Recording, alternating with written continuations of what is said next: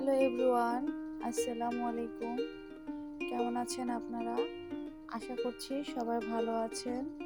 বরাবরের মতে চলে এলাম নিউ একটি ভিডিও ব্লগ নিয়ে।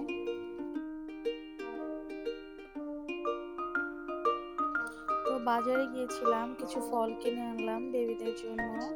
আসলে ফল খেতেই তো ভয় লাগে, যেহেতু ফলে প্রচুর ফরমালিন ইউজ করে আমাদের দেশে। তো আমি কলাগুলো একটু কাঁচা দেখে এনেছিলাম, কারণ বাসায় আনলে এগুলো কালো হয়ে টুকটাক করে ঝুলে পড়ে। তাই একটু কাঁচা দেখে এনেছিলাম যাতে খাওয়া যায় আর কি। জলপাই কিনেছিলাম 5 কেজি। আচার দিব। তো সকালের জন্য নাস্তা বানাবো, আমি রুটি বানাবো।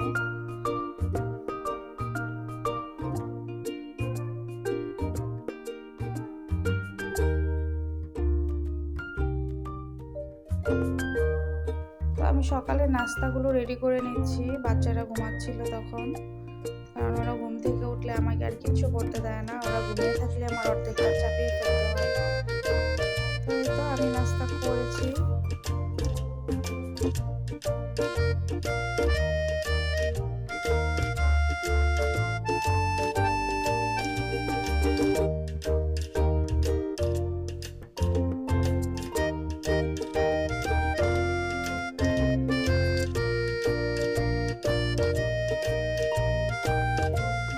তো আমার ছেলে এখন মালটার জুস খাবে, তো ওকে একটা মালটার জুস করে দিব, বেশি দিলে চিল্লায়।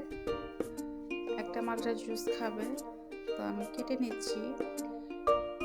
জুস করার এটা ওর বাবা বাহির থেকে নিয়ে আসছিল, তো ওইটা দিয়ে জুস করে নিলাম। এটা দিয়ে জুস করতে অনেক ইজি। তো এই তো আমার জুস কমপ্লিট। অরেঞ্জ জুস, মালটা জুস, যে যেটা বলেন আর কি। তো আমি এখন রান্না বান্না করে নিব। আসলে রান্না বান্না তো করতেই হবে, বাচ্চাদেরকে সময় দিতে হবে, পাশাপাশি রান্নাও করতে হবে। তো আমার বাচ্চার জন্য আমি মুরগি রান্না করব, দেশি মুরগি রান্না করব। দেশি মুরগি ছাড়া আর কি, মানে মুরগি লাগবেই, অন্য কিছু খাওয়ানোই যায় না, মাংস। তো আমার বেশিরভাগ সময় মুরগিটাই রান্না করতে হয়, যেহেতু বাচ্চা মুরগি পছন্দ করে, মুরগি ছাড়া অন্য কিছু খায় না। মুরগি রান্না করে নিচ্ছি,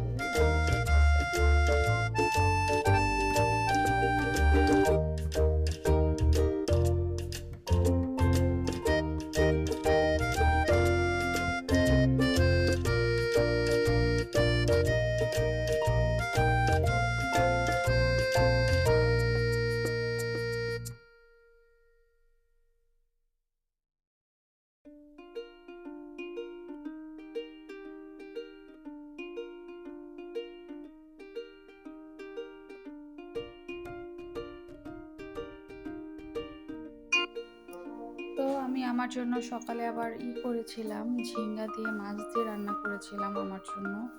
মুরগি ভালো লাগে না, একটু সবজিও খেতে হয়। তো এই তো মা ছেলের রান্না শেষ। একটু শসা কেটে নিয়েছিলাম, বাচ্চাকে মুরগি দিয়ে খাওয়াবো, আমিও খাবো, সবজিও খাবো।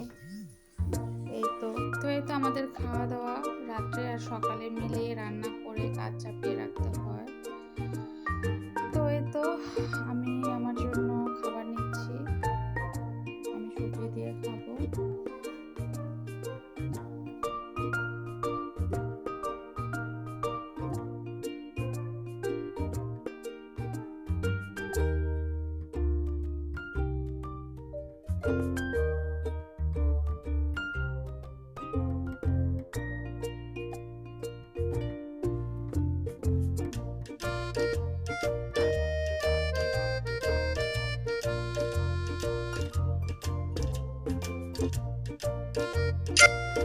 তো আমি আমার ছেলের জন্য খাবার নিয়ে নিচ্ছি, ওকে খাইয়ে দিব।